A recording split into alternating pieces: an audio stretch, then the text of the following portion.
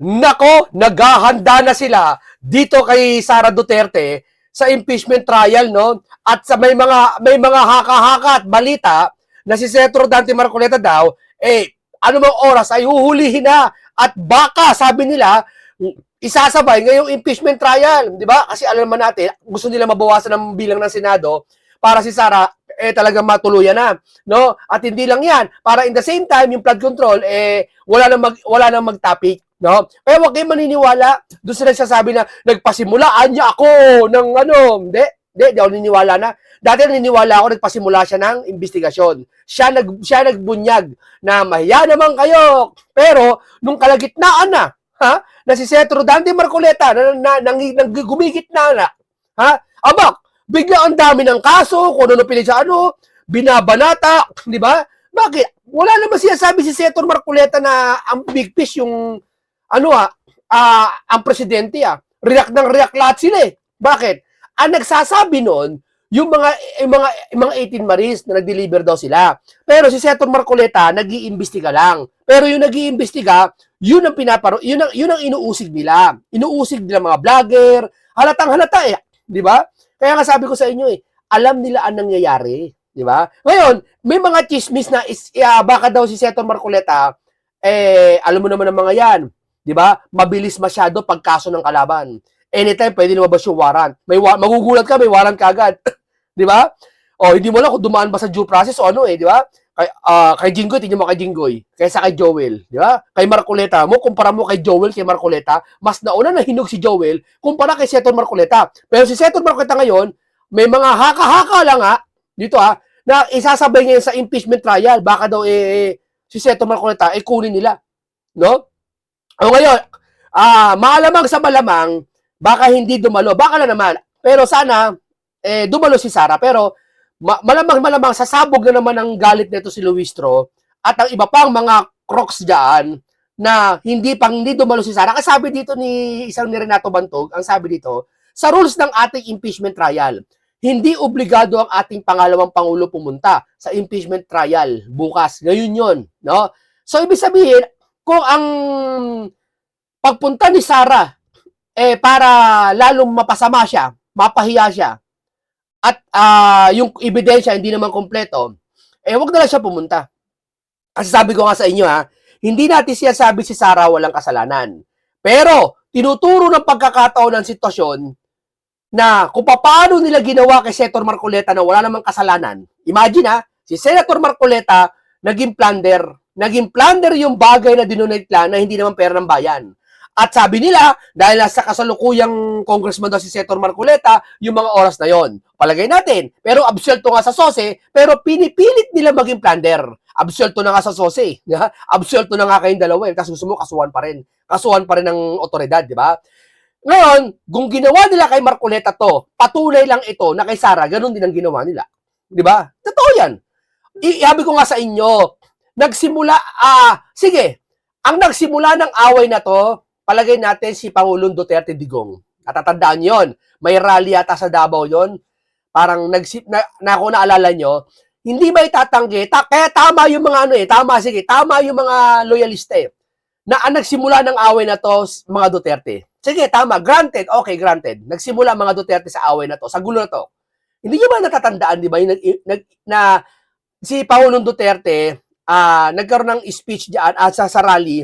Ano sabi niya? Yang si Marcos, mahina yan. Tapos binulgar niya yung mga chacha, ito gagawin, ganyan-ganyan. Hanggang nainis na si Marcos, nainis na yung mga loyalista kay Tatay Digo. So, nagkaroon ng matinding away. Lumala ng lumala. Hanggang na nakikita natin si Sara, napupunta na kay Sara yung init ng sitwasyon. Hanggang nagsasayta na kay Sara ganyan. All of a sudden, biglang-bigla, sasabihin si Sara, iimbestiga ng confidential fund. Sinong eng-eng na Duterte, na matagal na sa politiko, na kakagat doon sa tinatawag na, halimbawa, dyan sa DepEd ba yun? Dyan ba sa education? Mangungurakot siya.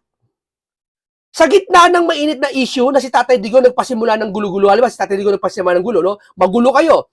Yung ayop na tinatawag na lahat ng paningin ng kalaban sa'yo, nakatingin sa mga Duterte. So, ibig sabihin, pag ikaw ay viral o ikaw ay mainit, gagawa ka ba ng kalukuhan?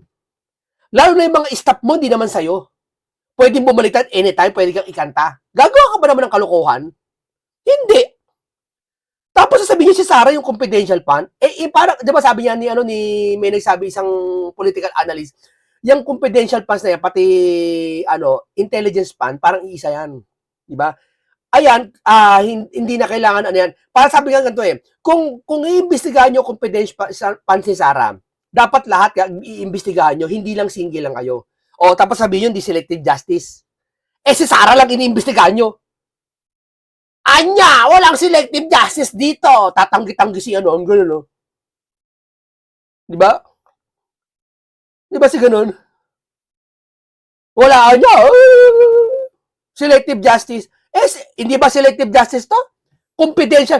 Alam mo, kasi alarma to mga kababayan alarma to Isang opisyal ng gobyerno kinurakot ang confidential fund.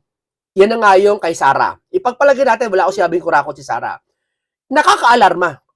Dahil may isang mataas na opisyal ng gobyerno na pinakilaman yung confidential fund. So may alarma siya. Kung alarma siya, hindi ba kayo naaalarma na sa confidential fund nang gagaling ang matinding kurakutan, kung ganun. So ibig sabihin, hindi lang dapat si Sarah imbestigahan sa confidential fund. Dapat pati yung Pangulo at iba pa, imbestigahan. Kasi, mga kababayan, hindi normal to pera ng bayan pinag-uusapan dito. Halimbawa, ganito. Lahat kayo ay pinaghihinalaan nagnakaw ng relo. Yung ba yung mga nagnakaw ng relo, lahat ba yung kakapkapan mo o hindi? Ikaw sumagot. Kakapkapan mo, hindi. Lahat kakapkapan mo kasi pag isa lang kinapkapan mo, magagalit sa'yo. Bakit ako lang kinapkapan mo? Diba? Pag tatlo lang kinapkapan mo, yung dalawa, hindi mo kinapkapan, unfair yun. Selective justice yun. Diba yun ang ginagawa nyo ngayon? At ginawa nyo na. Tama? Imagine, si Sarah magnanakaw sa gitna ng issue na kung saan nakatingin lahat ng tao sa kanya. Broad daylight, nakatingin lahat ng tao sa kanya. Magnanakaw siya. Sa tingin nyo. Hindi, ito lang Ikaw, sa tingin nyo, yan ang sinasabi ko sa inyo mga kababayan. Kung ginawa nila kay Sara Duterte, ginagawa nila kay Rodante Marcoleta ngayon. At yan ang patunay na talagang fishing expedition ang ginagawa nila. Hindi ko pinatatanggol si Sara. Nakikita lang namin kung ano ang totohanan. At ito na nga, magtutuos na. Pero, mas maganda, dumalo si Sara para magtuusan itong mga to. Para mapahiya itong mga to. Di ba? Kasi ginagawa nilang paraan lahat Pero iba si Marcoleta, si Senator Rodante Marcoleta, walang kasalanan, gagawin nilang mandarambong. At ang unang kaso ni Senator Marcoleta, 75 million, galing sa private citizen na donasyon. Sila may defensor at yung dalawa pa. At ngayon, may lumalabas na naman. Meron daw 113 million. At meron daw 500 million na insertion. Ang dami na. Ginawa nila kay Sara yan Umpisa yung muna. 126 million, hanggang sa may Madriaga na, hanggang sa sinampal yung sheriff. Ang dami na.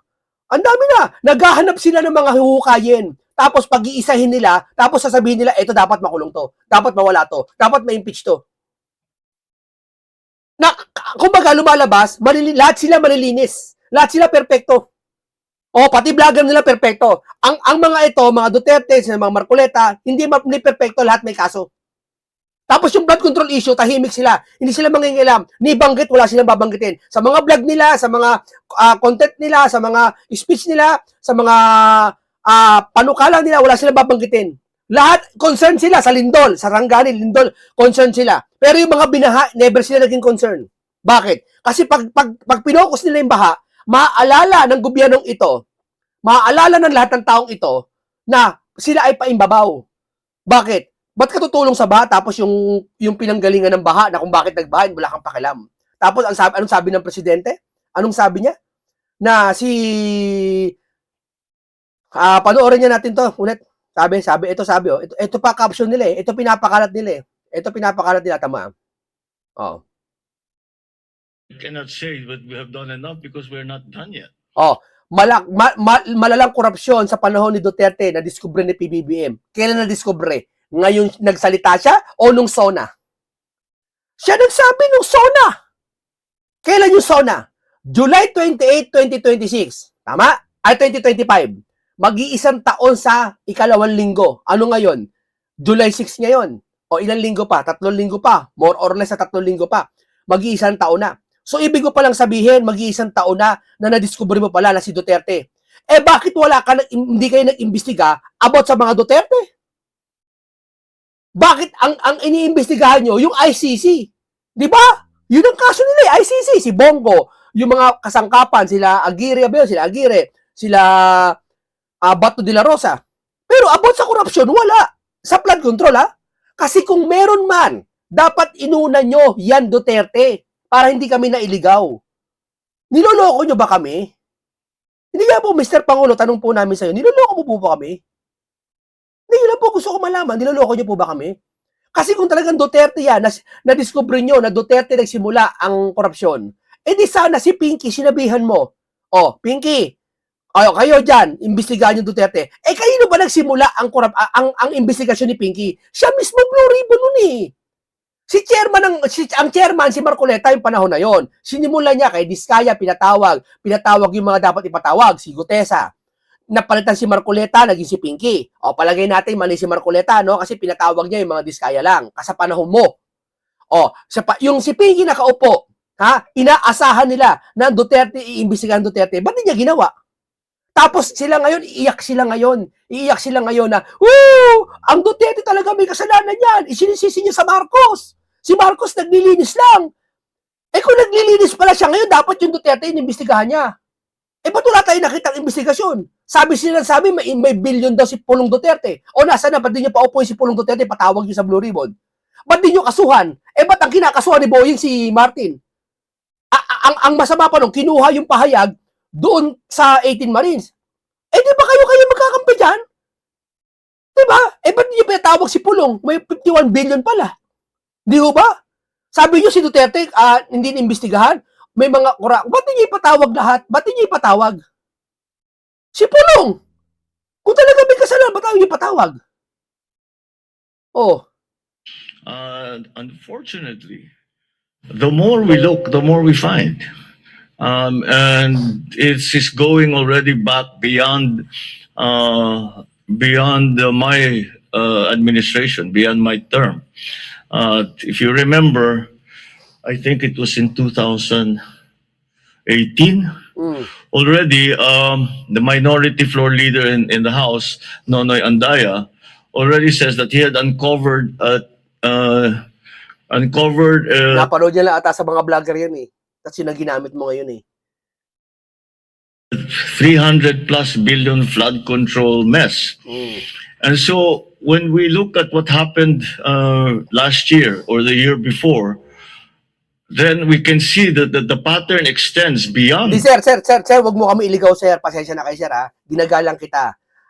Okay, nagtatrabaho ka, nakikita ko naman eh. Okay kay. Ang problema lang, ang pinupuna ko lang sa'yo bilang taxpayer din ako, ang pinupuna ko lang sa'yo yung flood control issue. Wala naman akong issue sa kanya tungkol sa trabaho niya eh. Yung mga tulong niya sa OFW, wala akong problema doon. Hindi ako nagsalita laban sa mga, hindi ako tulad ng ibang vlogger, lahat siya. Lahat walang ginagawa siya. Mali naman yon. Hindi po pwede ang isang tao na walang ginagawa lahat. Ang pinupuna ko lang kay Mr. Pangulo tungkol sa flood control issue, sir. Sir, kung yan sinasabi mo, sir, 2018, etc., Duterte, kay Andaya, etc., ganyan. Sir, kayo nakaupo ngayon. Si Pinky nakaupo ngayon. Siyam na buwan din nag-imbestiga. Dapat pinasimulan yung imbestigahan dyan sa panahon na kung saan yung mga tauhan dyan, existido pa naman buhay pa naman siguro yung mga yan. Tama? Si Pangulo Duterte, buhay pa naman eh. At sa dahig na lang. Yung mga kaalyado ni Duterte na hinihinala nyo, nakasabwat niya sa malaking korupsyon na yan na sinasabi nyo, dapat ipinatawag nyo sa Senado kay Pinky. Hindi na congressman niya, wala nang interparliamentary courtesy yan, di ba? Tama ako? Ba't nyo pinatawag? Bakit yan parang switch kayo? Ibig nyo pala sabi, papatawag nyo pala ngayon pala Duterte? Mula na announce kayo ng SONA, ngayon pala ipapatawag yung mga Duterte? O talaga nagsuswitch kayo? Kasi talagang akala nyo, yung tao kasi, ang pag-iisip, wala talaga sa inyo. Nasa mga Duterte. Eh kung nasa mga Duterte, dapat inimbestigahan nyo pa lang sa simula pa lang, hindi ngayon. O sige, pagbibigyan namin, walang simula, walang nag-investigasyon sa simula. Sir, aabangan namin, sir. Ngayon, ipatawag nyo mga sangkot, si Duterte imbestigahan dyan. Sa ICI, sino pinatawag sa ICI? Si Pulong Duterte ba pinatawag? Alam ko pinatawag, pero inimbestigahan ba mga Duterte? May kaso ba? Eh di sana kinasuhan ni Ombudsman Moying. Eh ba't si Martin ang kinakasuhan niya? Kung wala palang kinalaman si Martin. Kasi dyan nadadaya kami, sir eh. Baka, ito sir, ito na sabihin ko si Mr. President baka naman kasi nadaya kami. Baka naman talaga hindi dapat kami mangwestiyon sa'yo. Baka maraming galit sa'yo kasi may mga mali sa paligid mo. Dinadaya kami. Baka may mga traidor sa paligid mo. Kasi hindi ka namin personal na nakakasama, sir eh. Mr. President, hindi ka namin personal nakakasama. Ang gusto namin, sir, lumabas ang katotohanan. Excuse me po. Wala kami question sa trabaho mo. Ang sa amin lang yung flood control issue na to. Tila ba bumabaltad na? Makukulong si Marcoleta, biglang Duterte na ngayon. 2022, back beyond 2022, and back to about that time, 2017, 2018. And at the time, the President Duterte, acknowledged that there were great problems in terms of the flood control. Sandali lang, sir. Ba't di mo sinabi yan, sir, nung SONA? Ang sabi mo lang, mahiya naman kayo. Bakit ngayon mo lang sinasabi yan? Sir, ibig ko palang sabihin, nagsalita ka noon na imbestigahan ng flood control issue. Hindi mo sinasabi yan? Eh, ba't mo ngayon mo lang sinasabi sa amin yan? Nag-iba ka na ba ng stand, sir? Nag-iba ka na ba? Dahil alam nyo na iipit na dyan kayo? Yung ba yun? Tanong ko lang. Ba't bigla kayo nagtunod bilang Duterte? Hindi ko ba mga kababayan? The flood control projects. Pero wala namang nangyari. Having acknowledged it, it did not find accountability in anybody. So that I guess that was left up to me to do. And so we are still doing it. We're still working on it. As I said, the more we look, the more we investigate. Sir, ngayong araw o kaya pagkatapos ng impeachment na yan, imbestigahan nyo ng mga Duterte. Yun lang yun, sir, ang challenge namin sa inyo. At isabay nyo yung kasalukuyan ngayon. Hindi ka namin pagbibintangan na ikaw ang mastermind. Yung iba, oo, pinagbibintangan ka. Sige. Ang gusto namin, sir, imbestigahan mo. Kung talagang patunayan mo, hindi kayo po kasangkot dyan. The more we find. This is I think, I mean, you're all experienced journalists. You've known this is a deep-seated system of corruption that requires not only structural changes in the way government is run, in the way that the budget is written, but also a change in attitude. Kasi ang sinabi ko na mahiya naman kayo. Pag tinanong mo sa akin, nahiya ba sila? Yung iba, hindi. Sir, hindi naman talaga mahiya yung mga yun, sir. Yung mahiya naman kayo, sir, kanino mo sinasabi yan? Di ba sinasabi mo yan sa kasalukuyan administrasyon mo? Di ba, sir? Ano katunayan? Kaya si Boying nyo, pati si Martin iniimbestigahan ngayon. Yung budget ngayon. O ngayon, nag-iiba na kayo. Yung saitang mahiya naman kayo para sa mga Duterte talaga yan. Hindi kami maniniwala, sir. Dahil nung Junson, natatandaan namin sinabi mo, yung sabi mo na yan para ngayon yan, hindi yan para sa mga Duterte.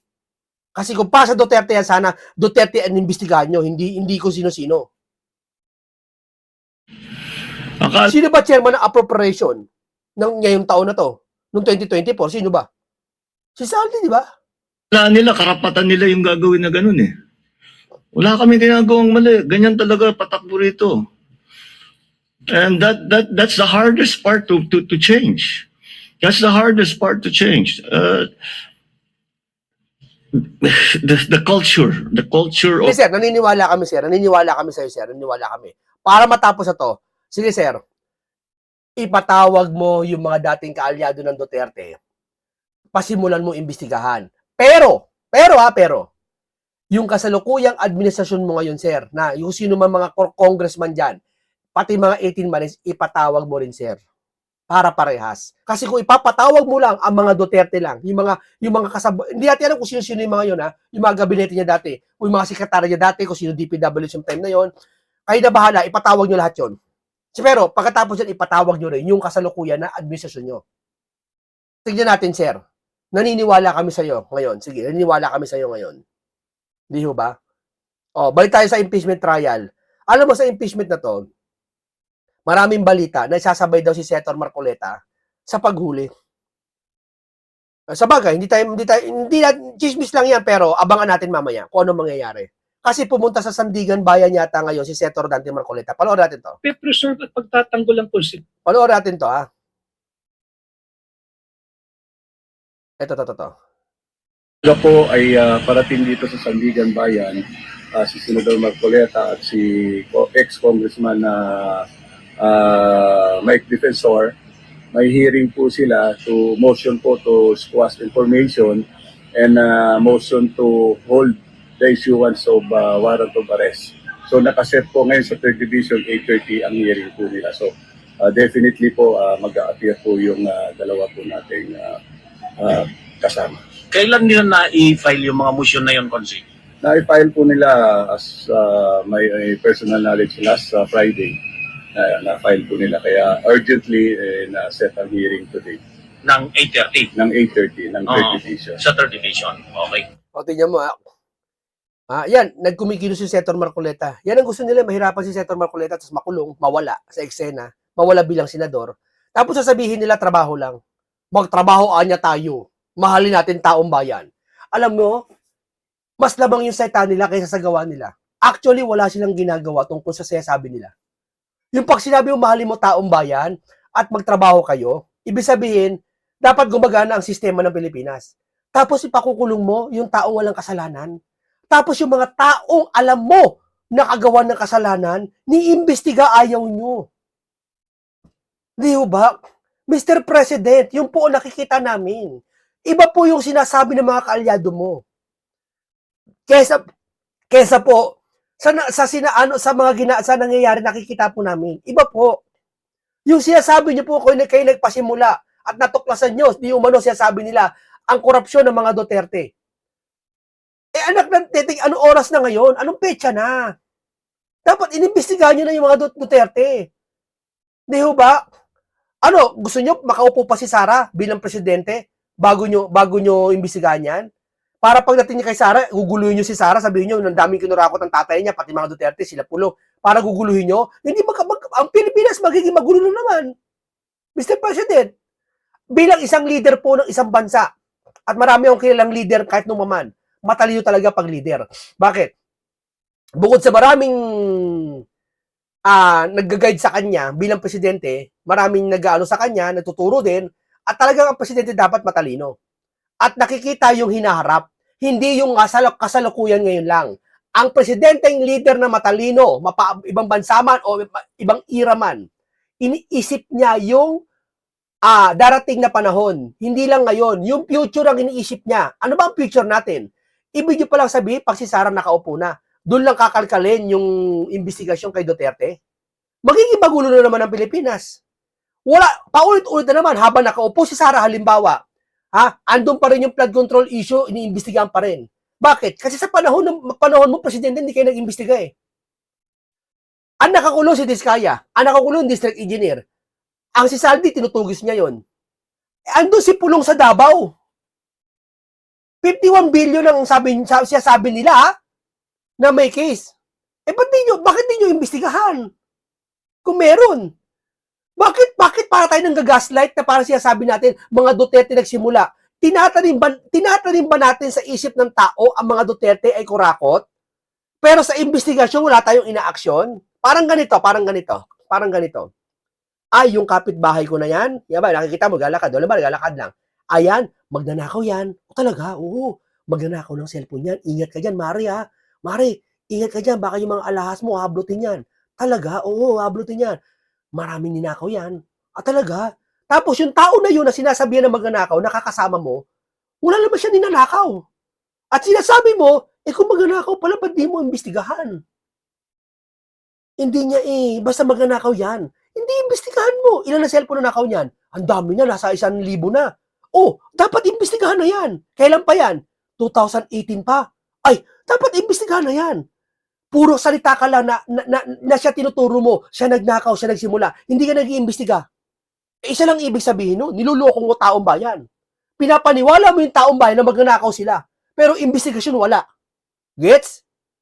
Kasi kung totoo ba na magnanakaw ang Duterte, ha? Sa matinong pag-iisip ng isang tao, ngayon, nasa kapangyarihan ka, uobligay mo, Blue Ribbon, si Pinky, tatawagin si Pulong. Si Pulong papayag naman siguro yan. Ipapatawag, iimbestigahan ang mga Duterte. Eh, wala pala sa panahon ngayon ng korupsyon eh. Sabi ng mga vlogger, wala daw sa panahon ngayon ng korupsyon. Nasa panahon na ni Tatay Digong. So, ibig sabihin, dapat mag-conduct ng investigation sa panahon ni Tatay Digong. Kung sino yung mga nakaupo. Sino yung mga nakaupo. Ang dami nakaupo niyan. Yung ba ibig nyo sabihin? Ba't di nyo ginagawa? Di ba? Ba't di nyo ginagawa? Ako naniniwala ko, si Mr. President, sige, natatrabaho, okay siya. Wala akong ibang puna sa kanya. Okay, mga OFW, nakutulungan niya, may mga pabahay, may mga proyekto, nakikita ko, nagsisearch ako sa kanya, okay. Granted, wala akong problema dyan. Oh. Pero, etong flood control issue na naman ang problema eh. Wala naman pinapansin si Senator Marcoleta, yun na naman eh, flood control issue eh. Hindi ba? Tapos ganito pa mangyayari. Nung ikaw mismo ang may akda o author ng most corrupt budget ever, nung kanyang pinirmahan yung most corrupt budget ever noong 2025 GAA. Malinaw doon. Bungi-bungi, ang daming blank. Ayan o, sabi nila, sabi ko, may pananagutan ba ang presidente na kapag siya ang pumirma at yung pinirmahan niyang budget, kinurap sa panahon ngayon? Meron. Pero hindi ibig sabihin na siya pumirma, siya na ang big fish. Tama? Hindi ganon. Hindi tayo ganon mag-isip. Pero, malinaw na kayo po ang pumirma ng budget, ang presidente. Dapat, responsable ka sa lahat ng pinirmahan mo. Kung saan napupunta, saan napunta. Di ba? Sa madaling salita, kapag may mga tao nagtanong, Sir, nasa na yung pera? At kaninong panahon na dapat namin panagutin ang tao? Kayo sumagot. 2024 budget na siya na nakaupo. Pumirma ng budget. O let's say, sinisisi ng iba, siya ang big fish kasi siya pumirma. Walang ganon. Siya ang presidente, siya ang pumirma, siya ang tatanungin natin. Tama, mali? Tama. Wala tayong pagkatanungan kung di pumirma. Halimbawa, ganito. Yung building na yan tinayo. Gumuho yung kabilang parte. Sino tatanungin mo para kausapin yung building na yan? Yung mga nakatira sa building? Anong alam nila? Yung mga gumawa ng building, mga construction worker, anong alam nila? Ang ituturo ka, sir, kausapin nyo yung may-ari niyan. Yung nagpagawa niya, yung architect niyan, yung mismong nagplan niyan. Kakausapin mo yun. Yung presidente niya, kausapin mo. Di ba? Yung pa may problema? Sino kakausapin ng taong bayan tungkol sa problema ng korupsyon na to? Eh di presidente. Tama ho ba, Mr. President? Di ba yun ang ginagawa namin ng Senator Marcoleta? Yun ang ginagawa na, yung iba siguro hindi, mali yung ginagawa. Kaya nga iba, di ako pabor eh. Marcos resign, etc. Hindi ako pabor doon. Kasi walang idudulot yun na maganda sa bansa natin Pilipinas. Sa atin, gumagawa tayo ng magandang pag-uusap na hanggat maaari mapag-usapan, magkaroon ng magandang diretsong investigasyon, walang kinikilingan, walang selective justice. Di ba? Kaya nga nag-rally Iglesia ni Cristo, kaya lumabas ang Iglesia ni Cristo at iba pang tao dahil yan ang gusto nila. Pati yung 4 trilyon na malalaki, nung June 28, lumabas, di ba? Kasi yan ang gusto nila. Di ba? Hindi ba malinaw sa inyo, mga vlogger ng mga BBM? Hindi ba malinaw sa inyo? Ha? Hati, wag mo lalahatin. Ang DDS, hati. Yung iba nagsasabi, resign, si Marcos daw big fish. Yung kalahati, di naman siya sinasabing big fish. At yung ibang kalahati naman, sinasabi, may korupsyon talaga sa panahon ngayon. At kung meron sa panahon Duterte, inimbestigahan nyo na. Ngayon din. At titiyak natin, sabi ni Vic Rodriguez ngayon, ang pumirma ng budget, kayo po, Mr. President. Therefore, ang budget na pinirmahan nyo, gumagana ng 2025, correct? Sino chairman ng appropriation nun? Si Saldi. Tama? So, paano nyo mapapaliwanag sa akin yung budget ng 2024 na may ghost project na wala kami nakitang proyekto na kinurakot nila, isisisi natin sa Pangulong Duterte? Paano mo ako makukumbins? Paano mo ako makukonvince yung quorum 12, quorum 12, dapat 13. Paano mo ako makukonvince yung plunder ni Marcoleta is plunder gawa ng donate ng personal na tao na pribado? Di ba? Maraming bendalo sa panahon ngayon. Paano nyo ako ikukonvince? Paano lahat ikukonvince sa sambayan ng Pilipino sa mga pinagagawa nyo? Kung ang budget pala kayo pumirma, Mr. Pangulo, hindi namin kayo sinasabing big fish kayo, walang ganyan. Ang sinasabi namin kayo may responsable dyan at dapat namin tanungin kasi taxpayer lahat kami. Hindi namin kayo pinababantaan, hindi namin kayo sinisisi. Ang sa amin lang kino-call up namin kayo ngayon. Nasa inyo ang pumirma ng budget, si Chaldico ang chairman of appropriation. Bakit sinasabi sa Duterte? Parang malabo yata yun. Di ba? Parang malabo yata yun. Kayo po sumagot mga kababayan. Po, ang bala niyan, wag natin guys, tambalos-los. Speaker no, si Martin Romualdez, No. sidekick niya, si Saldico. Pahinga nyo. Yan yung mga yan eh. Si dating Senadora Grace Poe. At yung kasalukuyang senador ngayon na si Chis Escudero.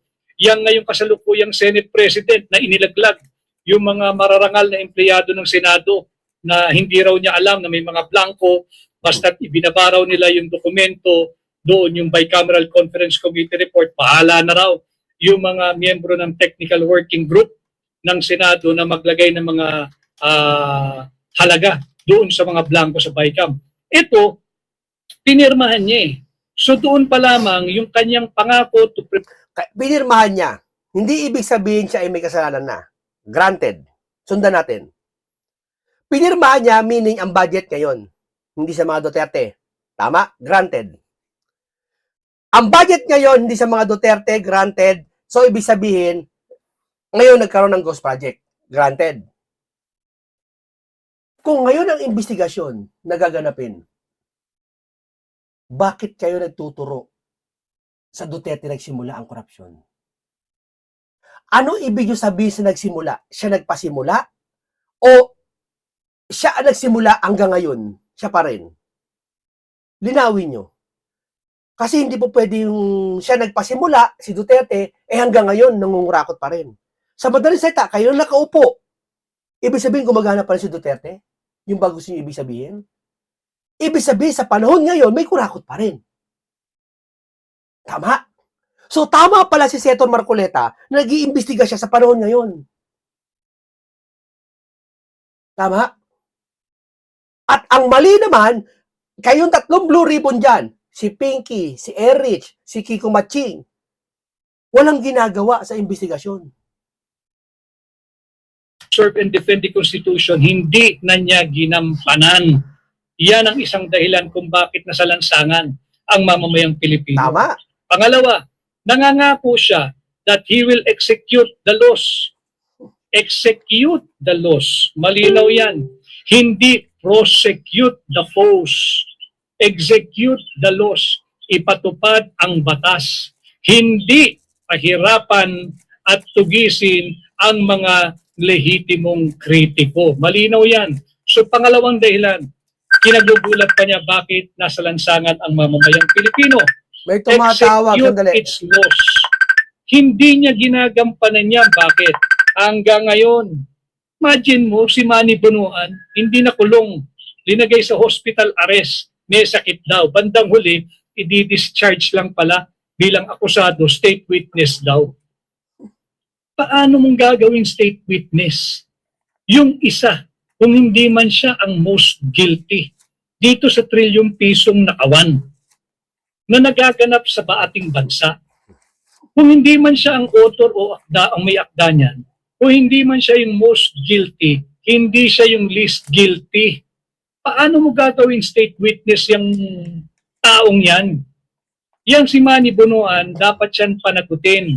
Nagpakatanda-tanda na, yan, kasali pa rin sa pantarambong ng pera ng bayan. Oh, kung si, Ano na nangyari? kung si Manny Bonoan pala, gumagana na sa panahon ni Duterte.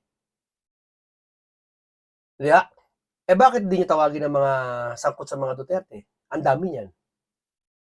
Diba? Nagtataka ko eh. Puro sila sabi Duterte ang nagsimula, Duterte ang may kurakot dyan. Kayo nakaupo, huwag kayo nakakalimot.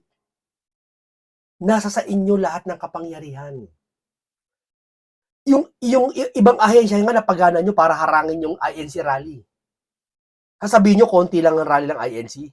Yung talaga, partial rally lang yun. Hindi naman tinawag lahat eh. Hindi na nga tinawag lahat, hinarang nyo pa yung 27 buses. Tapos yung ban na, ako, sarili kong source to, yung ban na hinarang, mahigit 100 na ban. Partial rally lang yan, ha? At yung mga naka-tricycle lang, ha? Hindi na tumuloy kasi natakot, baka harangin sila, tikitan sila. Hindi ako, may kakilala ko, nakatira lang sa Quezon City. Ha, marami. Tricycle nila, yung buong tricycle lang nila, siguro mga nasa 20 yon, gagamitin pang rally. Nabaitaan ko sa isang kapatiran sa INC. Hindi na tinuloy kasi baka daw harangin. Kawawa naman yung nagbaboundary sa tricycle. Inarkila nila yung tricycle. Wala namang kaso, baka mag-invento ng violation. Baka impound yung tricycle. Natakot na rin pati driver. Ang dami hinarang dyan. Ang dami po. Di ho ba? Adrian Bersamin, nasaan na? Si Mina Pangandaman. Oh. Ano na ang kaso ni Martin Romualdez? Yan yung dahilan bakit nasalansangan ng mamamayang Pilipino. Tama. Okay. Narinig mo na. Kung sa Duterte, dapat ipinatawag nyo, sino bang katumbas ni Amina Pangandaman sa panahon ni Duterte? Sino? Sino katumbas ni Olivar sa panahon ni Duterte? At sino katumbas ni Bonoan sa panahon ni Duterte? Sino katumbas ni Martin sa panahon ni Duterte? Sino katumbas ni appropriation budget na si Saldico na sa panahon ni Duterte? Basta lahat ng katumbas sa panahon ngayon, balikan nyo sa Duterte, yun ang ipatawag nyo para imbestigahan. Para patunayan siya, sabi nyo, sa Duterte nagsimula. Pero hanggang ngayon, di nyo pinapatawag yung mga yun. Nagtataka kami kung bakit. Sinasabi nyo sila may kurakot, pero hindi nyo pinapatawag. At gusto nyo question ko si Boying, kung talaga may kaso mga Duterte, bakit si Martin kinasuhan plunder, hindi si Pulong? Dapat si Pulong makasuhan din kasi 51 billion insertion eh. At si Marcoleta may 500 million insertion daw. Dapat kinasuhan si Marcoleta plunder sa 500 million. Hindi yung kung saan nag-donate siya. Sa madaling salita, hindi kaya invento ng lahat to? Kasi ang korupsyon talaga ngayon, at talaga naman ngayon, nasa panahon ngayon. Kasi mismong kayo nagsabi, Mr. Pangulo, mahiya naman kayo nung SONA sinabi nyo. Hindi ho ba? Okay, maraming salamat. Isang komentaryong punong-puno ng kaalaman at karunungan at makabuluhan talakayan naman ng lesson learned. Marami kayo natutunan. Ito ay isang purong opinion at talagang nakita nyo at nahayag sa inyo. Yung talagang tinatago-tago at pinagtutulong-tulong ang pagtakpan ng mga ibang politiko itong flood control issue ngayon. Para transparency, imbestigahan sa panahon ng Duterte at sa panahon ngayon. Mas maganda, gawin nyo na ngayon. Paalam sa inyo lahat. Maraming salamat. Atty. Vic Rodriguez at Senator Rodante Marcoleta.